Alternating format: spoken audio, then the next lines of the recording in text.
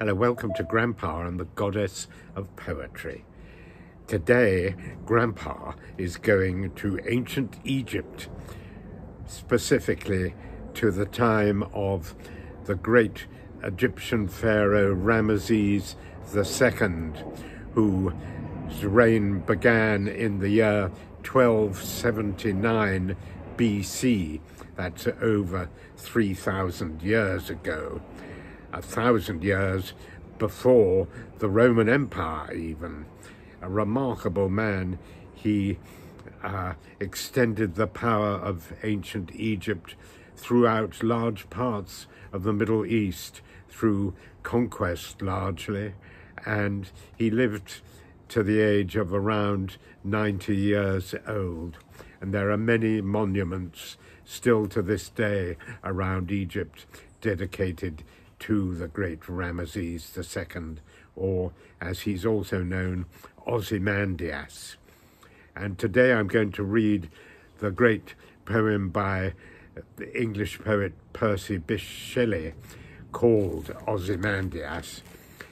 Shelley was traveling in Egypt with a friend when they came across Rameses's temples and monuments, and he and his friend called Horace Smith, who was also a poet, both decided to write a poem about the event and about Rameses II. So I'm going to read you both poems. I think they're both interesting in their own way. First, I'll read Shelley's Ozymandias, which is much the better known. Here we are. I met a traveller from an antique land who said, "Two vast and trunkless legs of stone stand in the desert. Near them, on the sand, half sunk, a shattered visage lies, whose frown and wrinkled lip and sneer of cold command tell that the sculptor well those passions read, yet which survive, stamped on these lifeless things, the hand that mocked them and the heart that fed. And on the pedestal these words appear: My name is Ozymandias, King of Kings. Look on my works, ye mighty, and despair. Nothing beside remains round the decay of that colossal wreck, boundless and bare.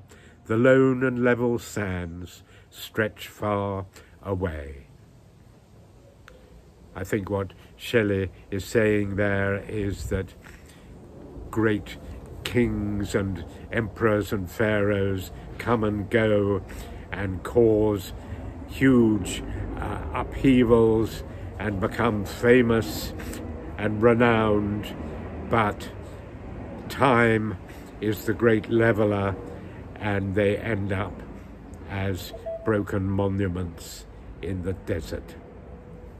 Well, I'm now going to read the second poem called Ozymandias by Shelley's friend Horace Smith, which I like, actually. It's slightly different, perhaps poetically not quite as good, but very interesting in its own way. It's a sonnet as well. Here we are. Ozymandias, it's called again. In Egypt's sandy silence, all alone, stands a gigantic leg which far off throws the only shadow that the desert knows. I am great Ozymandias, saith the stone, the King of Kings. This mighty city shows the wonders of my hand.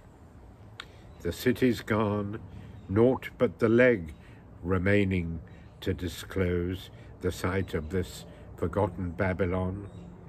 We wonder, and some hunter may express wonder like ours, when through the wilderness where London stood, holding the wolf in chase, he meets some fragment huge and stops to guess what powerful but unrecorded race once dwelt in that annihilated place. There we are. Gosh, that's quite a profound thought too, that London may one day be an annihilated place where people wander around hunting wild beasts and occasionally coming across wrecked buildings and monuments and wonder what once went on here thousands of years ago. What a thought. History never stands still.